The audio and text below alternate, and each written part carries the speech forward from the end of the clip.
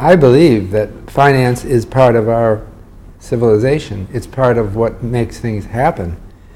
It's not just democracy, it's actual arrangements. Finance is about financing activities, making our goals succeed, and involving people for the longer term so that we can really get to the goals, and bringing resources in, and then making sure that everyone who might want to be involved can be involved.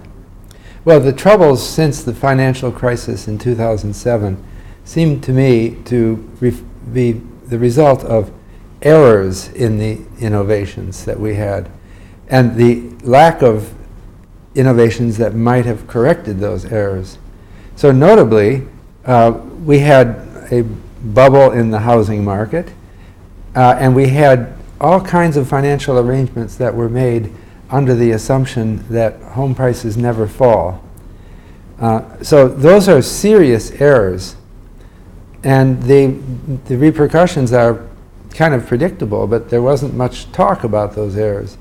We have to fix them now, and that involves changing a number of the seemingly minor details. They seemed minor details a few years ago. Now we know they're not so minor, and we have to fix the financial institutions. The process of financial innovation has started to happen. The years since the 2007-2008 crisis have seen a much higher rate of financial innovation from the government. I think probably from the private sector less than normal, because the private sector finance is kind of beaten into submission at the present time, and finds it more difficult to innovate. But we have made progress on regulation, so things have happened. The thing is that this process is far from over. Anytime you make changes in the regulatory framework, it's an experiment. We have to see how it will work. And the changes that have been made so far are really just first steps. There are many more important things to do. Corporate profits have increased a lot since the crisis, at the same time that people are losing their jobs and governments are worried about the national debt and the level of taxes. This has focused a lot of attention and anger on the financial sector. But I think that we should try to make that attention constructive and recognize that we need a financial sector, but the fixes are very specific, and that means that they have to be proposed.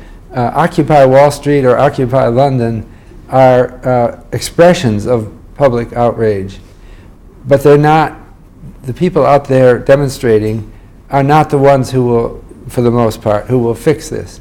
And the people who will fix it have to be people who are inside the industry, who understand the issues, and can work toward doing all the tinkering and adjustments that have to be made.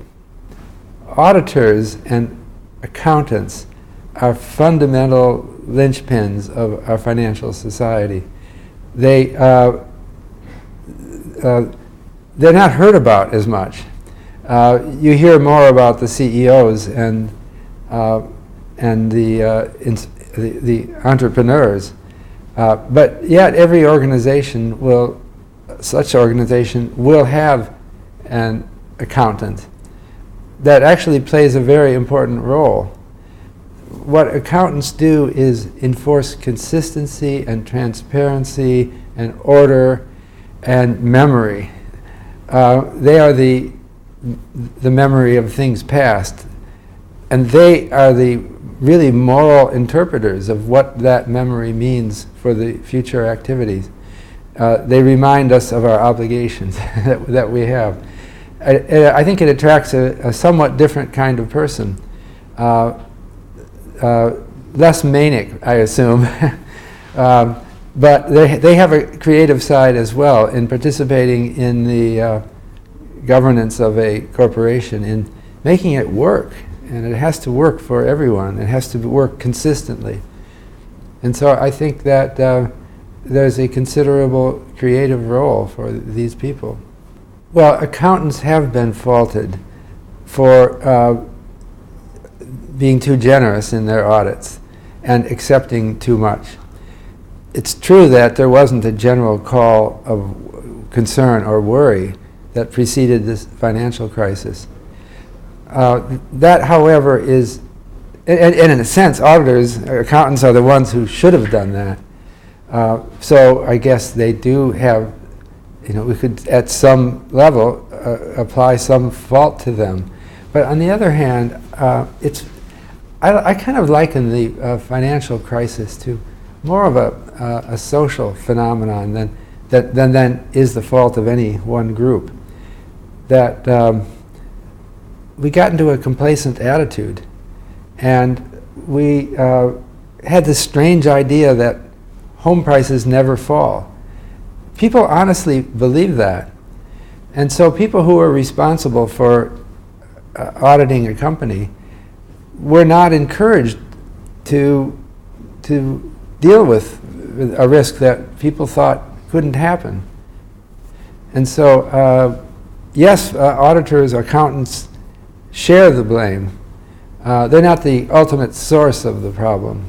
The macroeconomy is always somewhat of a mystery, but I am inclined to think about the much more severe austerity program in the UK than in the US. I think reading the literature on stimulus, that stimulus does help. I know it's controversial, usually does help. And so an austerity program will fairly predictably create a problem. Now, of course, the austerity program has reasons that it was brought in because of a debt problem, and the government feels responsible to contain that problem. But I think that they should perhaps have either deferred that concern about debt a little while, or they might also undertake something that some economists have proposed long ago, which is a balanced budget stimulus. Assuming that that's politically feasible, it would be a good thing to do right now. In Finance and the Good Society, I have a chapter on an impulse toward conventionality and familiarity. People like old-fashioned financial instruments, and they resist anything new. And it's hard to get things started that are new and different. The private sector can get things started without the government, but it's very hard to get attention and trust onto a new institution. So it kind of helps if the government is experimental and willing to try new and different things. But of course, that's politically difficult. I think, though, that over history, we find that financial technology does improve, and particularly often after financial crises, when the public is upset, maybe they're more willing to try something different.